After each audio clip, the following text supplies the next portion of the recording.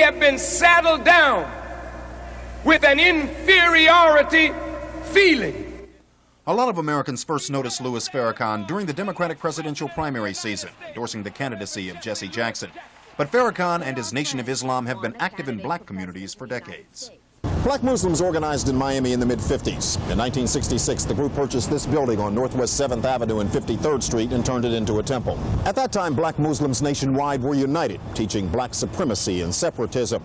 But following the death of leader Elijah Muhammad in 1975, there was a split in the group.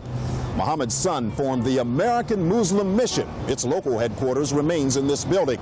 Other Muslims follow the leadership of Louis Farrakhan and his Nation of Islam. Nationwide, the group numbers about 10,000. No one knows for sure how many. Locally, the membership is much smaller. Farrakhan does the talking for the group. His explanation of why black Muslims split. I decided about 7 years ago to begin to rebuild the work of the Honorable Elijah Muhammad, not necessarily in opposition to Imam Warith Deen Muhammad, but because the teachings of Elijah Muhammad, I feel, have such a need among our people. Inna shani'aka huwal abtar. Allahu Akbar. Allahu Akbar. These Muslims no longer believe Farrakhan's philosophy. The American Muslim Mission numbers more than 1 million members nationwide, 700 in South Florida. Former boxing great Muhammad Ali is one of the most visible and outspoken members. Local American Muslim leaders say Louis Farrakhan's brand of the Islamic religion is wrong. We want the society to know that as Muslims, we don't play into the hands of the racists.